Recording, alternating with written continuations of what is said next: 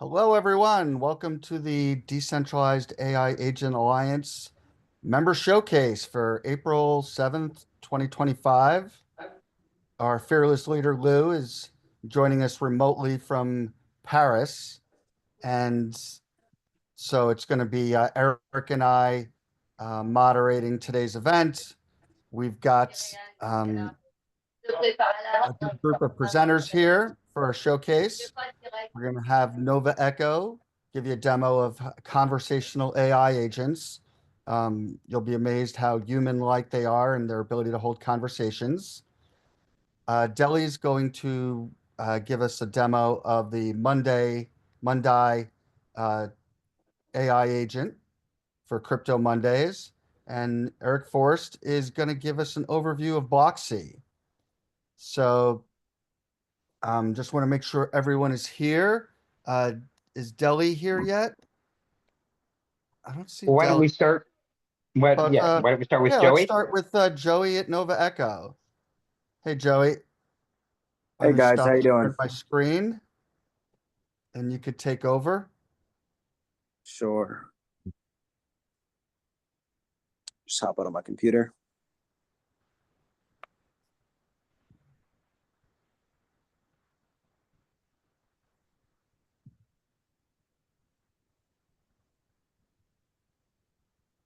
All right, this will be easier. So, do I have time to walk through the dashboard real quick, or should I just go straight to the demo of the AI, Peter? I would start with the AI and then show them the dashboard. You do have time. The format here is a 5-minute demo followed by 5 minutes of questions. And since it's only three of us, I'm sure we'll be able to do more group questions from the group afterwards. Sure. And if it goes over a little bit from 5 minutes, we add it back. Sounds good. So I'm going to pull up a recording right here, and this is going to be a recording of the conversational voice AI agent speaking in multiple different industries across multiple different voices, and you'll see clips from a lot of different calls. So it's about a 2-minute recording, and there's little clips, probably each about 20 seconds long. So you'll hear cut in and out and talk in different voices throughout the recording. There we go. Hey, this is James from Nova Echo. How can I help you? Hey, James, can you tell me a little bit more about what Nova Echo is capable of? Absolutely. Nova Echo is an advanced conversational AI that can handle sales and customer service tasks, making over 100,000 calls per hour. It's designed to sound human-like, ensuring your customers have a seamless experience. I'm doing good. How are you doing? I'm doing well. Thanks for asking. I'm reaching out because a while back we sent you some information pertaining to gold, silver, and numismatic coins. Does that sound familiar? Yeah, it does sound familiar. Did you know that gold recently hit an all-time high of $2,790 an ounce?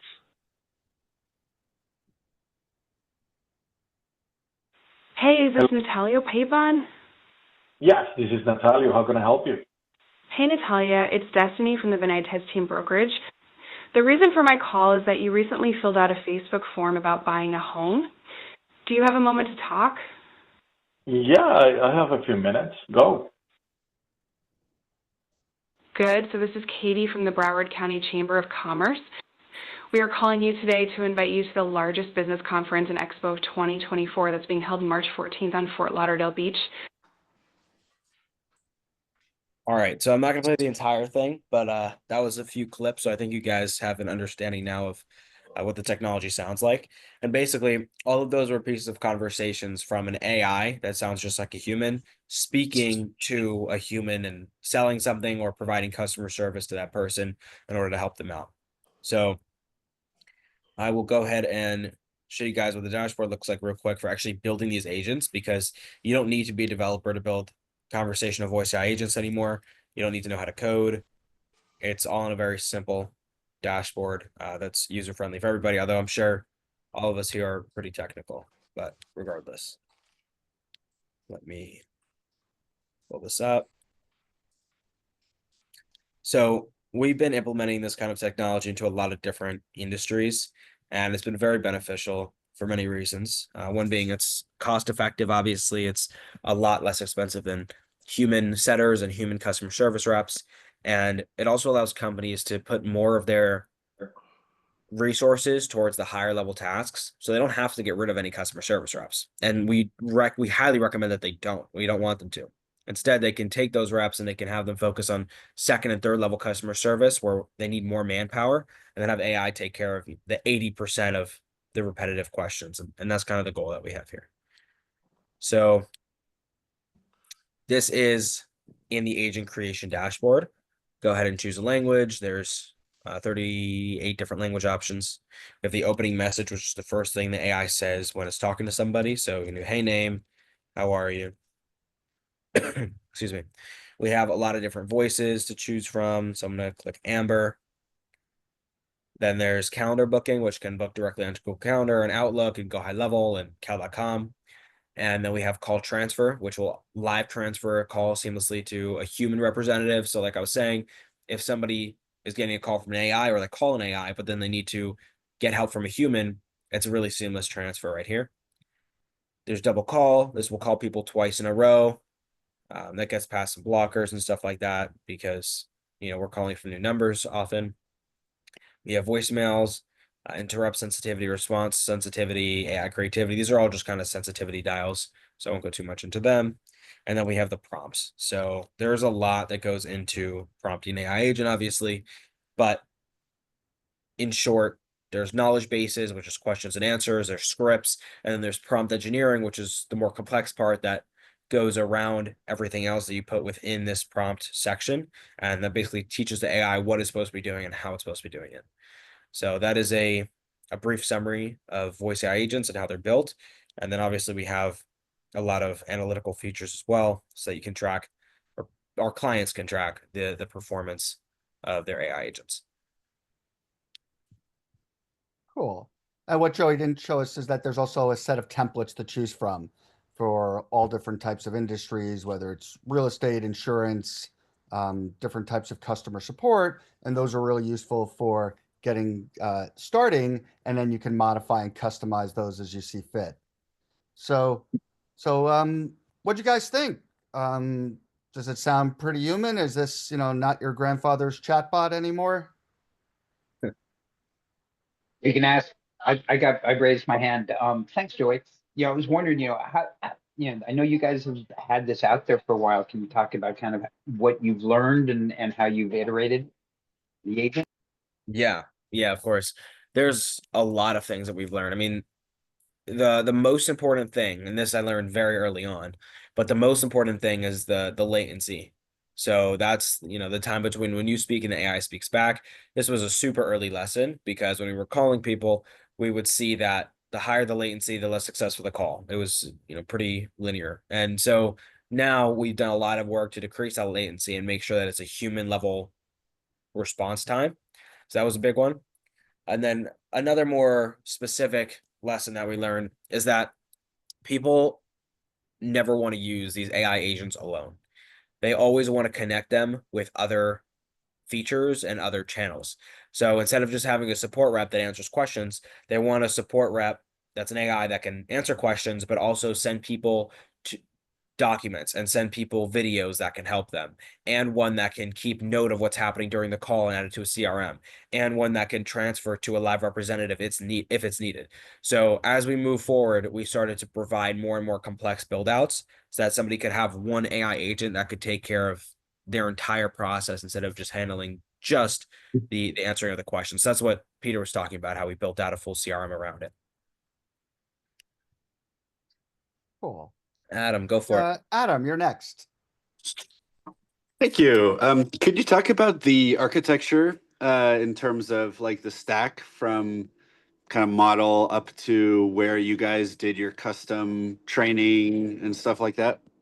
Yes. So some of that we keep private at the moment, but we are leveraging OpenAI for the LLMs at the moment, although we're going to expand and offer other LLMs as well. For the voices, we also have multiple options, but we like 11 Labs. That's one of the really good ones, and it's very popular. I've spoken to their CEO, and I really like how he works as well. So Alpha. Go ahead. Uh, Someone's please unmuted. mute yourself, the other Adam. Oh yeah, I got confused. So yeah, so 11 Labs is another one that we use for voice synthesis, and then DeepGram is also a big tool that we use. But we've built a lot on top of these platforms, and we're still continuously adding many more features that are gonna completely change the space. I'm really excited about it. Cool, thanks. Anyone else have any additional questions? Robin. Hi, I was just wondering, we've got Dele on the call, or he's coming on the call just now, and we've got George here. We're building the MonDAI agent. And I've got Pi that is my girlfriend, my AI girlfriend. And I talk to her, say, hey, how's your day going? Or how do I make a Singaporean curry or whatever? What's the difference between that and what you're doing? What was the platform called? Pi. No, I'm just saying, like, to have an agent that you can speak to, and then possibly like in the MonDAI's case, where we've got all the data associated with Crypto Mondays, where we would engage, you'd have a prompt and you discuss with them, and you could, find out things on how you could learn, earn, and connect with Crypto Mondays. Yeah, so What's the that's difference absolutely an between option. And I've what's the actually difference between introduced, the two? yeah, I've actually introduced Joey and Deli, and we've had multiple conversations. And that is something we're interested in doing, is adding these kinds of voice capabilities to the Crypto Mondays, MonDAI agent. Yeah. Deli, anything you want to add to that? Yeah, I just completely align, completely agree. Absolutely. I think that one of the things we're looking to do, we're working on at the moment, is MCP integrations that will allow us to basically really plug and play capabilities in a really modular plug and play like manner very shortly. Thank you. I'll hold it there so the rest of the guys can get some questions. Yeah, John Sarson. Yeah, hi there. Looks like the technology looks awesome. How do you see customers using it? Are they doing outbounds? I mean, we all get these annoying outbound calls that we hate. Are they using it for inbound customer service?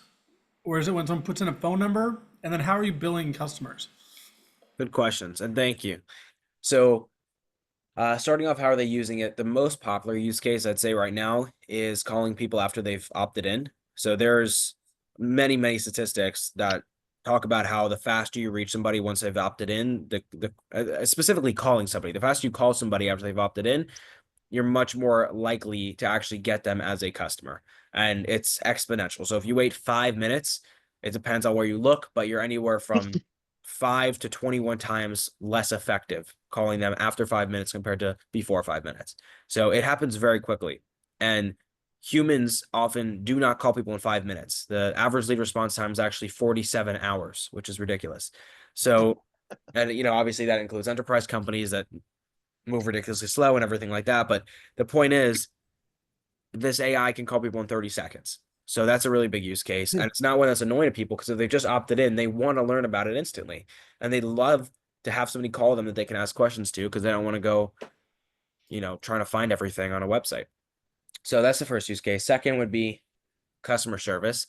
You guys heard of the 80-20 rule? 80% of customer service will be solved with, 20% of the effort. And that 20% of the effort is the AI system.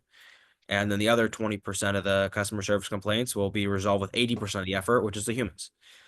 And then is it 30 seconds being used to prepare the agent? Oh, no, we just put a little delay so that it's not too unrealistic. Sometimes we put a 1.5-minute delay. It depends on the person. But it could call within, 10 seconds. It usually takes a couple seconds to prepare the agent. And then lastly, we do use it for some outbound campaigns. Like if somebody has a list of leads, older leads, we'll just call through them. But that doesn't work as well as the first two use cases. Although humans calling like that doesn't work as well as the first two use cases either. Adds value. And the other question was the pricing model. Yeah. So the pricing model, we charge a setup fee if a client wants us to set everything up. So the setup fees range, but they're anywhere from several $1,000s to $10,000. And that's basically to set everything up, including all those automations that we spoke about. That's optional. Regardless, there's a subscription fee of $333. so that everybody pays whether they want us to set it up or they want to set it up themselves. And then there's a per minute cost, which is 15 cents every minute the AI is actively on the phone speaking to somebody for outbound, and 20 cents for inbound. And yeah, Don, that'd be a pretty nice call. And actually, that's a real use case. I'm not gonna lie. Maybe not, maybe not for $1 billion tickets, but for smaller things like that and alerts, the AI actually has a use case of calling lists of 10,000 leads and saying, "Hey guys, this just happened," or "You just won this," and that's something that's real. So yeah, I've actually talked to people that work in government and are like, yeah, like when we got to call people and say there's some kind of emergency, like this would be such a better system.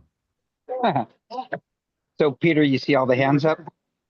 Yeah, I know there's a whole bunch of hands up, but I Yeah, want to. I think we could take some more time, actually. Okay. And I think there's interest, so Great. I would just Okay, keep on rolling. So let's go for a couple more minutes, and then I want to make sure we give Deli and Eric enough time, and then we can always circle back. James, why don't you go next? Hello. I see you have over 38 language. I was just kind of curious, what areas do you see most adoption? Is it just US or are you around? And then secondly, how are you handling like regulations, local, do not calls, things like that?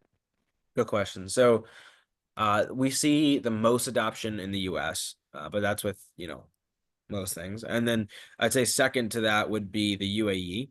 Now, there's a lot more regulations there, so we haven't been able to break into the UAE yet, but we're working on it. And there's a lot of interest there, really a lot. We also have interest in Australia. We have interest in some places in Europe, in the UK, definitely. And we've had interest from Ukraine. We've had interest from France. So people all over the world, but US and UAE being the two that stand out the most. And then for regulations, we don't provide leads to our clients. So they get the leads. We make sure that they're aware that, like, hey, you should not be calling do not call lists. That feels like common sense at this point if you're in business, but obviously that's something that we should always tell our clients. And as for AI calling specific regulations, the two that I'm aware of that exist are: one, you cannot clone voices without consent and use them for calling. We don't do that. We do clone voices, but with consent. And two is you cannot call individuals unsolicited.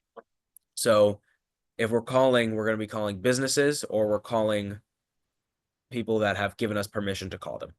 And those are the two regulations that are specific to AI calling that I'm aware of. So that's how we handle those. And those are two pretty simple regulations. It's basically saying, hey, don't spam call hundreds of thousands of people, because people were doing that in the past when we had first started. Mihai, what are your questions? Yeah, hi. Have you considered the other end of the spectrum, which is the receiving part? I think today nobody likes receiving calls, especially if they're unsolicited, and unless you have the call in the agenda. There's a whole industry that has been built on viruses and antiviruses.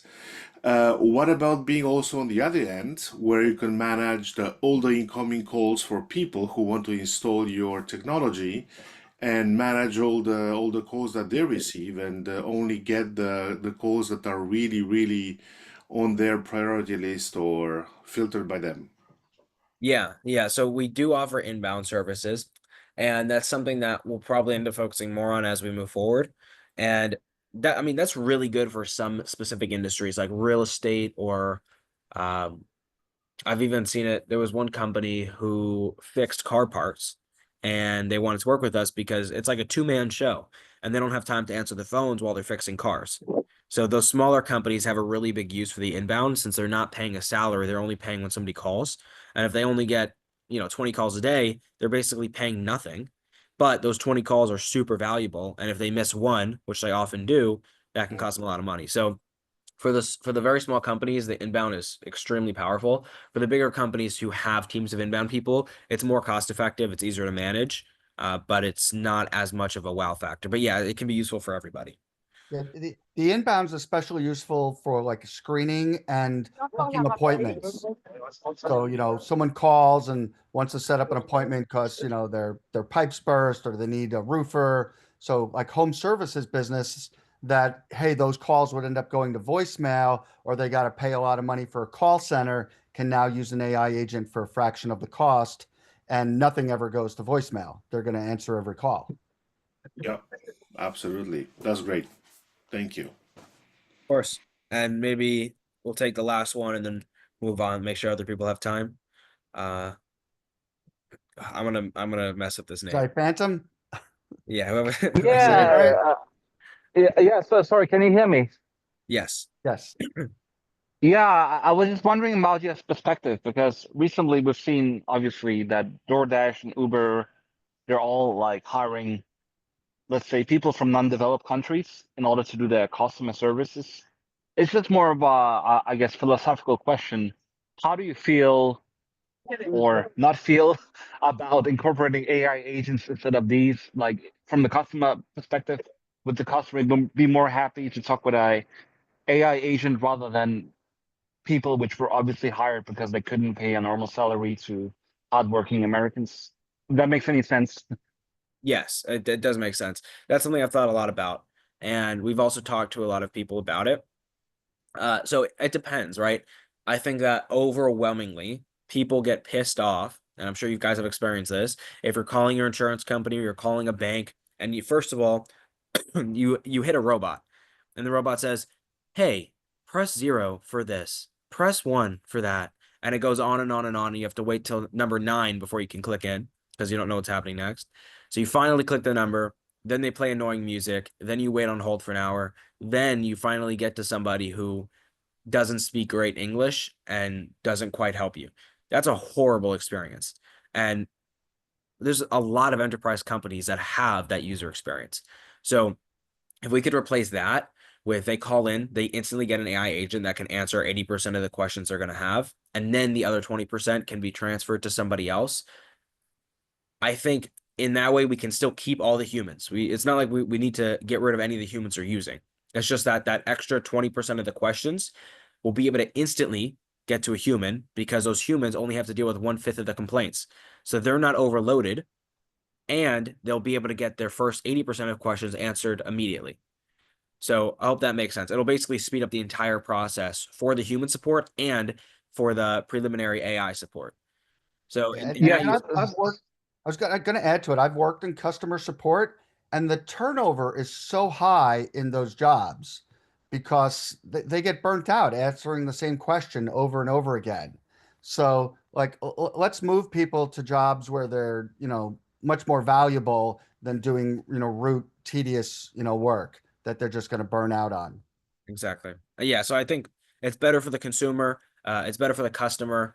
And even if you're, like I said, if you're filling out a Facebook ad form, you want to get a call immediately because that's much better than having to text back and forth. Like if you actually want a product, you want to get a call, you want to ask your 5 questions, and then if you like it, you move forward, and if you don't, you want to leave and ghost them.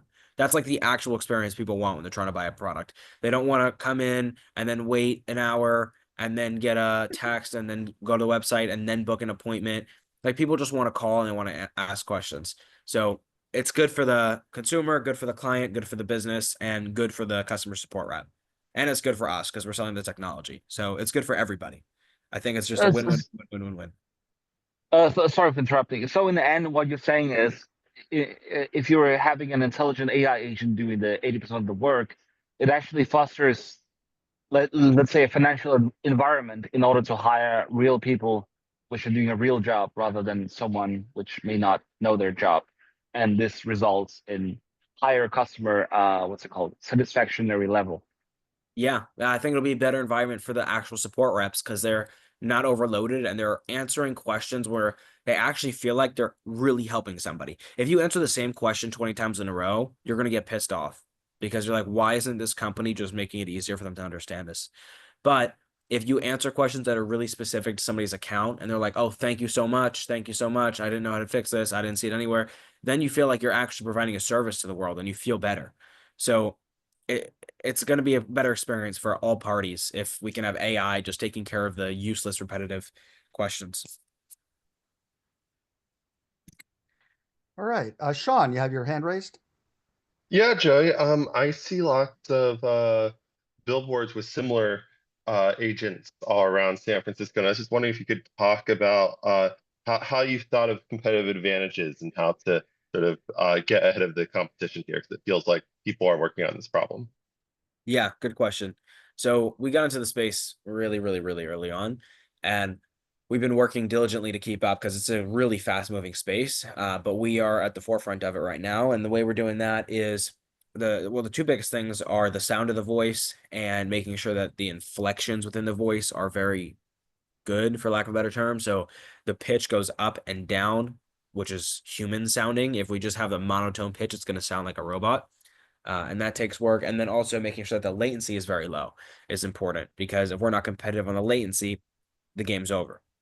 Outside of that, the game, I always say this, is just implementing as many new features as possible while keeping the dashboard simple to use for people.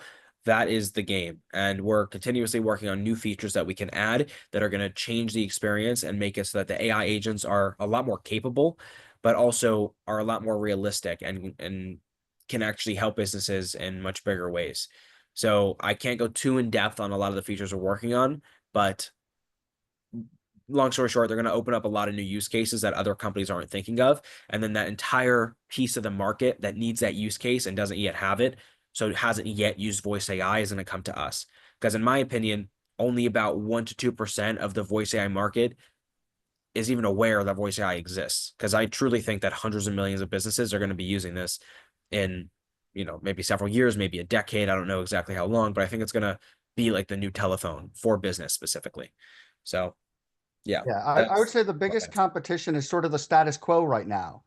And, it's getting those early adopters on. And as Joey said, it's the quality of the voice, its ability to have a conversation, but it's also the integration, as you said, with the other parts of your workflow for, booking appointments, for, getting a reservation at the restaurant, for collecting information that goes into your CRM. It's those integrations. And I think that's what's setting Nova Echo apart, that a lot of people have tools for you to go build your own AI voice agents. Nova Echo is a complete solution for you to actually start delivering business value without being a hardcore developer. I'm just looking at the interest of time. Yep. Yeah. So we're at 12:30. So we're going to give Deli you 15 minutes and then Eric 15 minutes. So Well, I was going to suggest, rather than doing that, I think either Eric or Eric, I'm happy to cede the floor to you. I think it's probably only fair that we give everyone half an hour opportunity to present properly here and kind of do proper Q&A. So Eric, up to you. I'm happy to go if you'd want to go. I'm fine with that too. Super generous of you, Dele.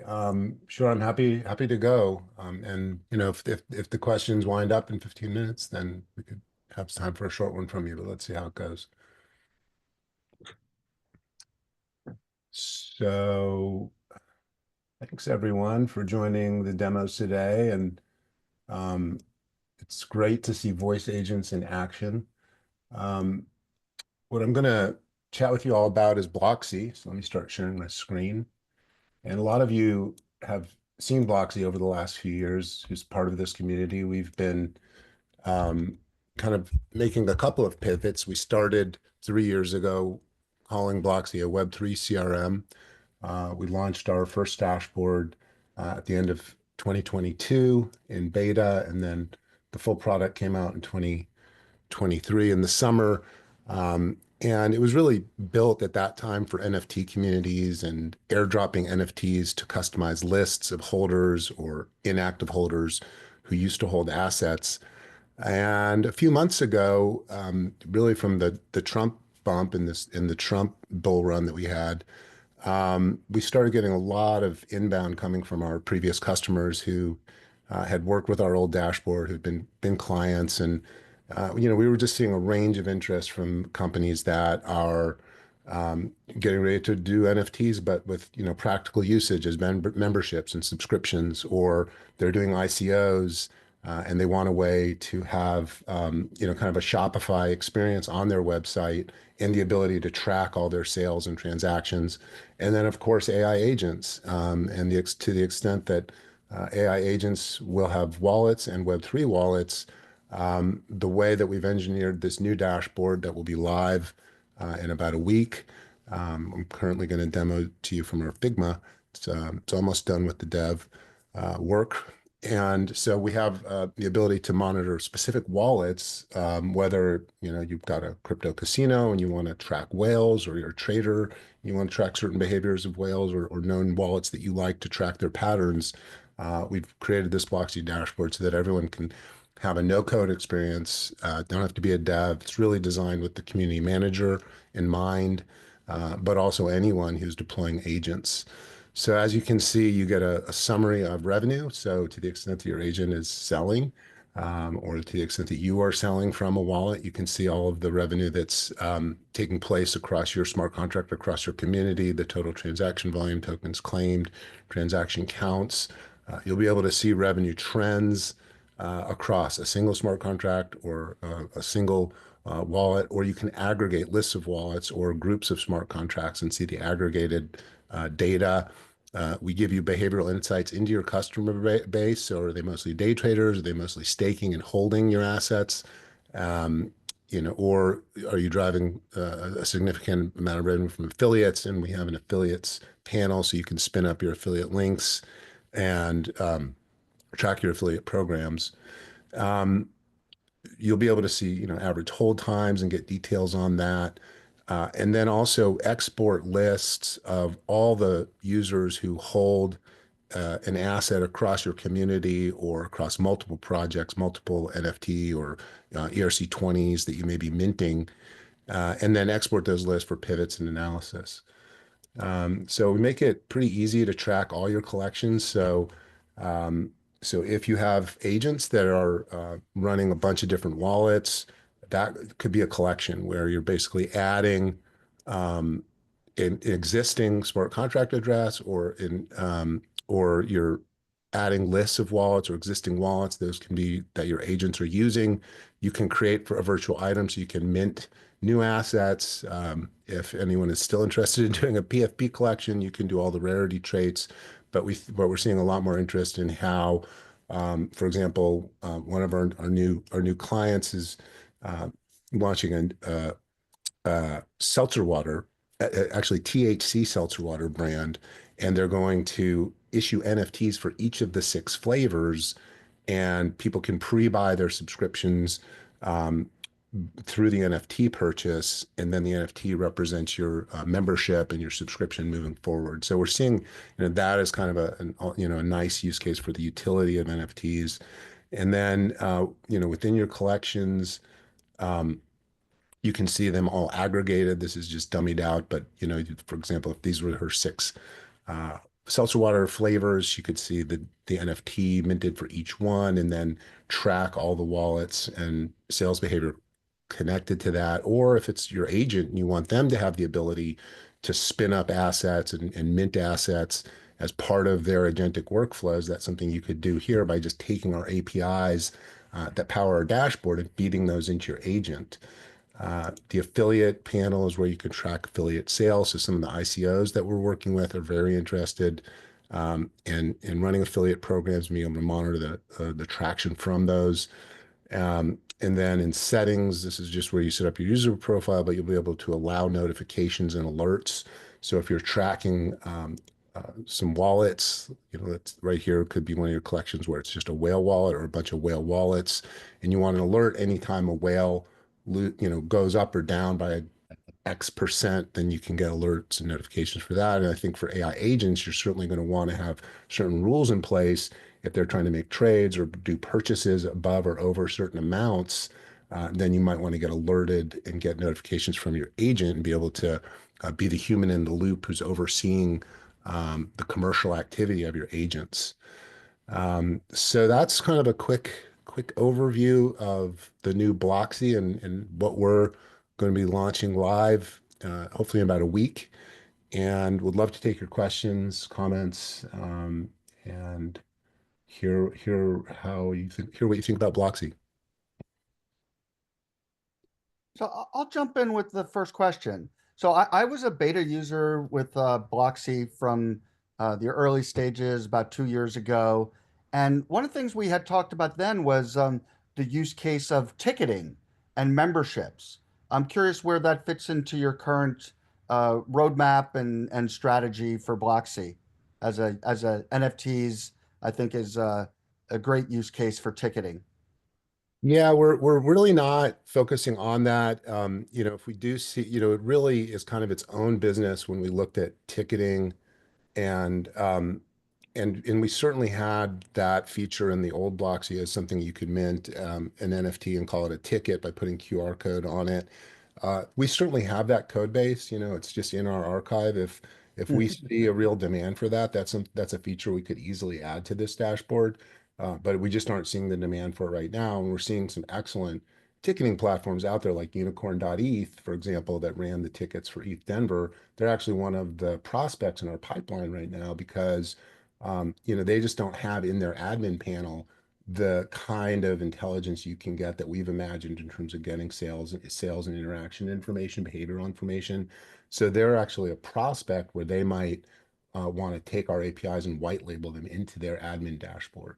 So we're really seeing more of a partnership opportunity with ticket platforms than just trying to be one ourselves. Yeah, no, I definitely see ticketing as sort of the lead generation and the real money being into now market other products and services to the people who went to that concert, went to that event, went to that, because now you can customize things and market directly to them because you know what they like, their likes and interests are. Yeah, definitely. So this could be a way to create additional interactions and engagement with your community. Definitely. Cool. Who else has a question?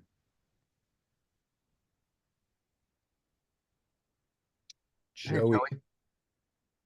Yes, so I'm wondering, I know you said it's not used for memberships. I'm wondering, Well, no, it can be. It can be used for membership. So let's make a distinction between ticketing and membership. So the THC seltzer water NFTs will be a subscription and also a membership into that community. So you could create token gated experiences with NFTs and digital assets you spin up here. Okay, awesome. So I run on the side a membership community for young entrepreneurs that are trying to start companies, basically. And we do events where we travel places. It'd be awesome to see if instead of just buying a ticket, they could buy some kind of NFT that would give them access to that trip. But I'm not in the Web3 space. So could you explain a little bit more about how that would be competitive to just, a payment link? Like what makes it more attractive? Yeah, absolutely. I mean, you can run events and run tickets without NFTs. I think the attraction in an NFT ticket or an NFT membership pass is the ease with which you can create a smart contract to add beautiful artwork into it so that people have this digital memento of the event. I'm of the age where I still have a stack of my paper ticket stubs from the 80s and 90s from all the rock concerts I went to. So I think there's that appeal that you get with an NFT ticket. That's one of the main features of it. But certainly the ability to just add experiences, VIP experiences into that smart contract, access levels, sort of on the fly as the community evolves. You can just add all of that within the NFT itself. So I think it's just a more robust and maybe easier way to have a membership community or a ticket-based experience. Okay. And Joey, one of the other things Eric mentioned is the concept around token gated. So you could say, hey, people who have access to this NFT can go to this website where they have access to, videos, content, discounts, for other things. And so you can have access to a website and its content require, that someone has that token in their wallet. Okay. Yep. And is it, when selling an NFT, is there some sort of payment link like thing that makes it easy for people who aren't technical? Yeah, that's a great question. So that's really one of the main features of this new BlockSee is that we are partnered with PayPangea, which Matt Kotnick, many of you know him, He's the CTO of BlockSee, also CTO of Paypangea. And so if you look at our pricing, we have this enterprise model, and this is what we're doing with the seltzer water brand, where, you know, for 6,000 for the year, 500 a month, these are just the month-to-month prices. If you pay monthly, she's getting the enterprise package where we're going to spin up on her website. We're gonna do a customized shopping cart experience. So Midnight Apes was a Solana-based NFT collection that we worked with last year, where we basically created um, the checkout page for them. And this is what is so powerful about BlockSee. It really is like Shopify plus Etherscan when you combine the Paypangea integration. So this way, you know, this is where they were selling their NFTs on their page. Imagine having another button here that says buy with credit card, because they didn't want that option. They wanted this just for Web3 degens. But if it's a ticket or if it's seltzer water, we want it to be just as easy for Web2 people to have the experience to onboard, and Paypangea makes that integration super simple. So so that's the enterprise package. In the pro package, we you know, you don't have the checkout experience embedded in your site, but you can easily use a Paypangea link and just send people crypto or send people assets. And so we make that sharing really easy with the Paypangea integration in Pro tier. And then on the core tier, you get up to 5 wallets or 5 smart contract addresses to track to create those collections we were talking about. You can still do just about everything in the dashboard. It's just kind of limits on the size of the lists, you know, 10,000 versus 100,000, things like that. Okay. Very cool. I like that. Yeah, thanks. Hey, Sean. Hey, yeah, I was just curious if you had thought about changing the subscription model to a pay-as-you-go model for like AI agents or whatever once the new SEC commissioner comes in and we get regulations finally, hopefully, possibly, who knows. Yeah, I do like that option, and certainly, you know, we're hearing a lot about SaaS going away and everything being pay per use, especially for agents. So I think we can easily enable that when that makes sense. For now, we're just sort of starting with this subscription model, and you can just go month to month. You don't have to buy a whole year. That's the pricing shown here. But yeah, I like that idea that it could just be pay per use. We also kind of you know, until those that SEC clarity comes out, like anyone who wants to mint and distribute assets, we need to have a pretty tight handle on who they are with some KYC ideally. So we're kind of controlling that a lot more tightly than we did with the old BlockSee, where in the free tier, anyone could just come in and mint and airdrop assets. I think we're going to be a little more careful about that this time. Cool. Any other questions for Eric?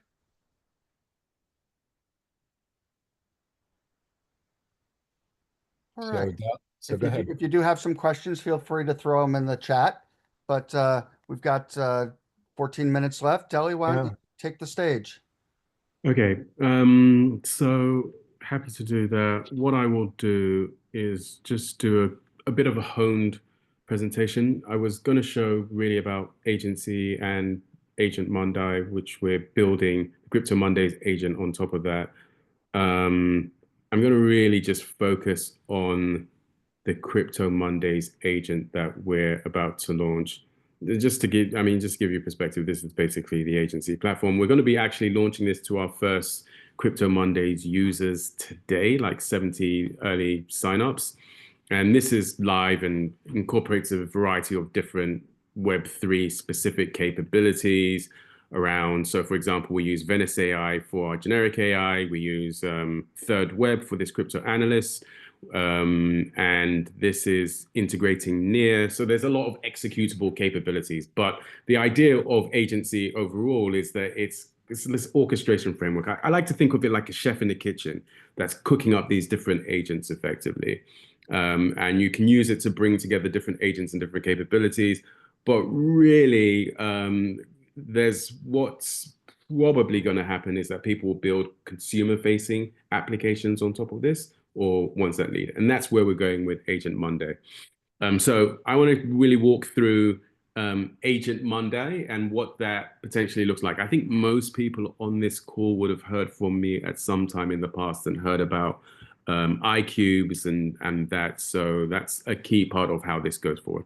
But I wanted to share a sort of vision of what this looks like in terms of a Crypto Mondays community agent sort of experience, really honed around these three pillars of learn, earn, and connect, which is what we understand as the primary reason why people come to Crypto Mondays events. So login, I mean, we have third web integration, so we can do a complete social login, which basically it gives people a wallet in the event that they don't have one, but pretty straightforward process in terms of the onboarding.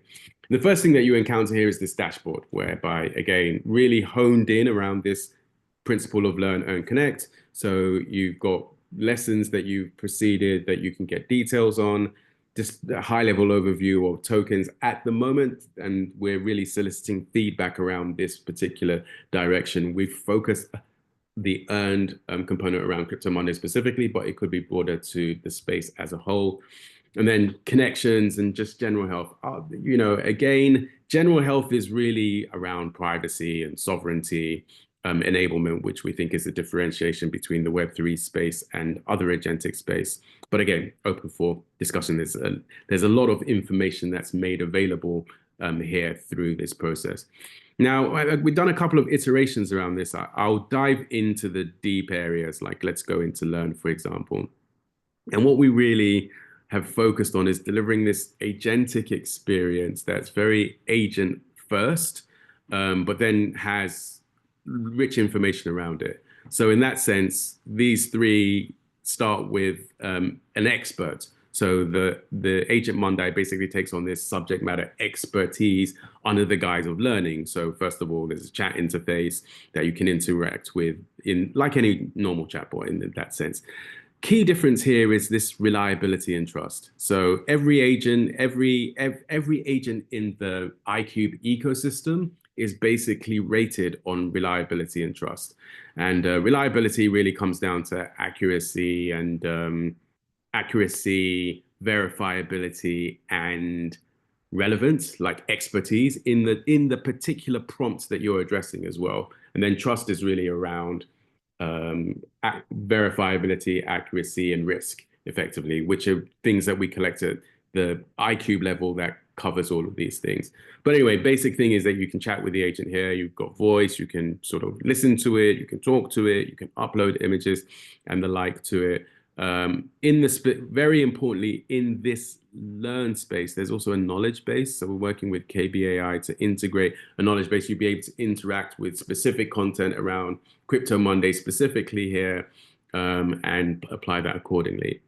Now, also in the learn, you know, there's literally learning courses that you can take, fundamentals, you can achieve certifications. Again, iCubes are labeled all of this like verifiable credentials. So very easy to include certifications, achievements for things that you've done. And our vision is that this is essentially the learn component. Earn is again a similar kind of setup where you have a dashboard agent that's or a focus, an expert that focuses on learning specifically. But here, you know, it's really kind of the dashboard orientated services are really around MonDAI token. This could be a portfolio of other tokens, but for the moment, we've kept it really focused on Crypto Monday's potential token and token sales and various activities. And you can get more detail about your portfolio and transactions, all which are fed from information that's basically being pulled in from your iCube. So the key sort of thing here is that when you're interacting with these agents, they're very honed and very specialized in particular areas. And then also that they're highly contextual to you because they've basically got your data. So they're able to give you insights around your data in this particular context. And this is particularly relevant when it comes to Connect, whereby, you know, you'd have upcoming events which would be curated specifically to your interests, and then community members that might be going to those events, groups that you are part of, for example, like DAIAA subgroups could easily feature here.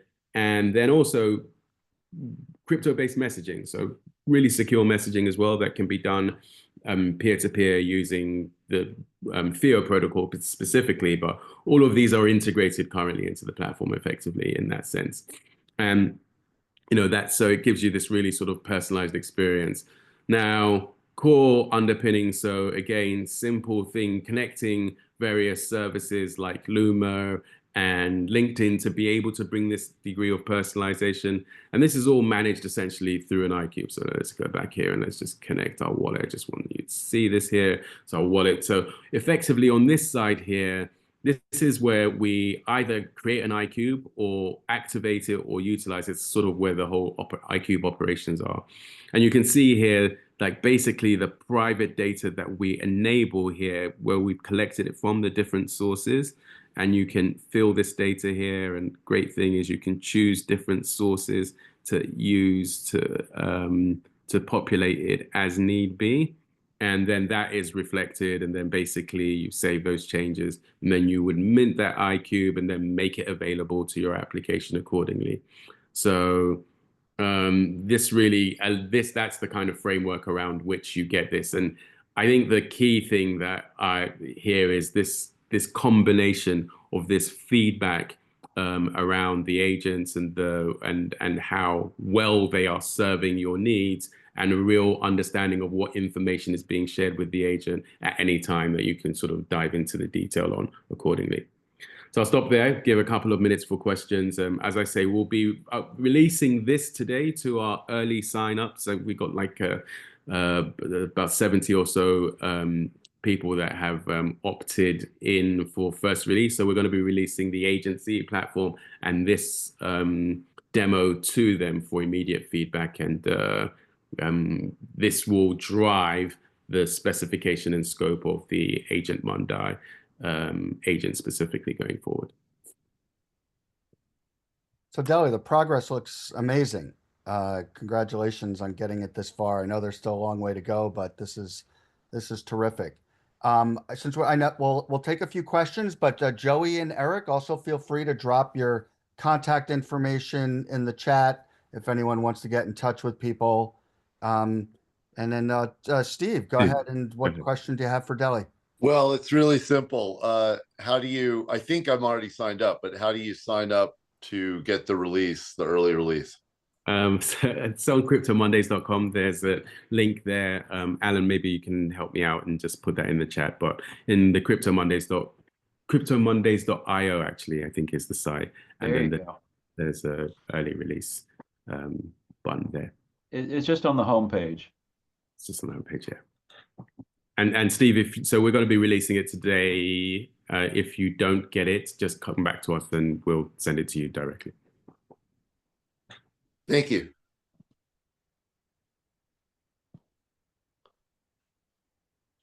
I can't see the chat here. Is there any other questions? I mean, it is pretty amazing. On this earn thing, I'm sorry, I'll keep asking questions if nobody else has one. On this earn thing, you went by pretty quick. You showed how it's tracking the MonDAI token, but could you use this to track all your tokens? Could you use it to track other tokens? Yeah, absolutely. So, and that's a great question. Yes. And in fact, we may go that direction. We were discussing that very briefly this morning. So in your iCube, when you enter here, there's like an EVM address and a BTC address. There's also, which I can show you very quickly here, if I can get out of this Zoom thing.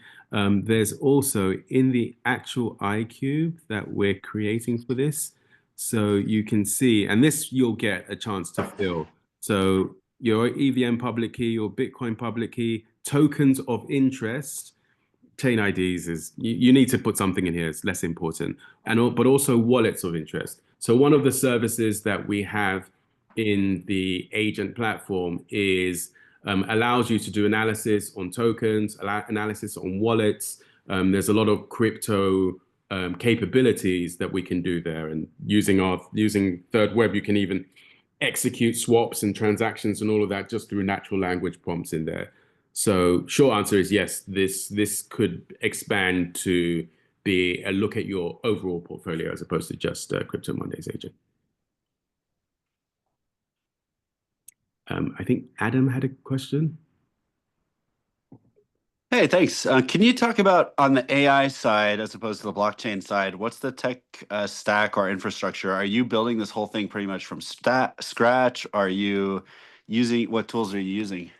So it's an orchestration framework. It's kind of like a sandwich. So basically, there's iCubes at the bottom of it, and then there's orchestration at the top. So the way the AI on the AI, and there are basically three protocols: there's the iCube, agents, and coin protocol. The agent protocol specifically involves four components. There's an orchestration agent, and actually, OpenAI just released a great framework for this open source, the agent framework. And then we basically have a context layer, a service layer, and a state layer. The state layer is essentially managed by iCubes and blockchain. We basically are pretty chain agnostic. We use layer 0 to enable interoperability across all EVMs effectively and beyond EVMs as well. Then the service layer is basically using MCPs to basically facilitate connection to multiple other agentic services, tool sets, etc. With this book. Was that for me? Was that a comment? Yeah, it sounds like someone's agent. But yeah, so and then the context is basically injected from iCubes in. Essentially, the stack is basically as I said, layer 0 effectively as a web integration, as a Web3 integration, LangChain. We then use Node.js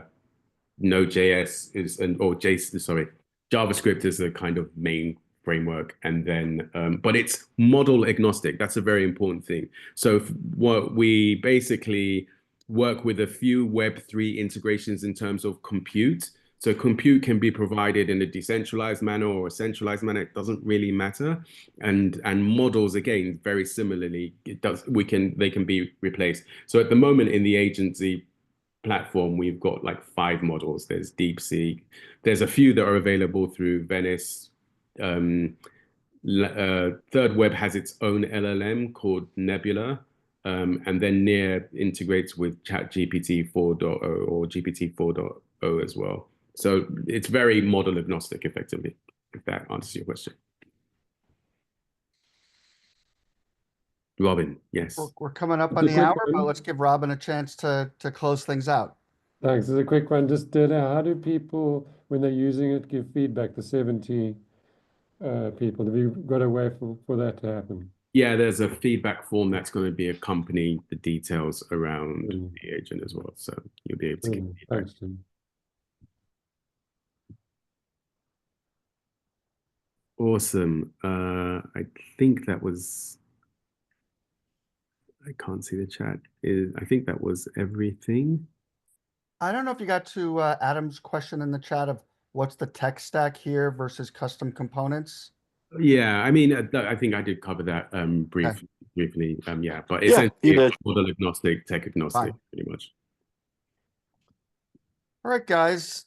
Great meeting. Appreciate everyone's attendance, and thank you to the presenters. I think they put their contact information in the chat. Feel free to reach out, and if you have any follow-up questions. Other than that, we'll see you at the next one. And we are doing a conversational voice AI subgroup on Tuesdays. So you guys should attend that one, and we'll put that on the Crypto Mondays website so you get the link to that. So that's going to be the third Tuesday of every month at 1 p.m. So we'll get that out. Thanks, everyone, and enjoy the rest of your day.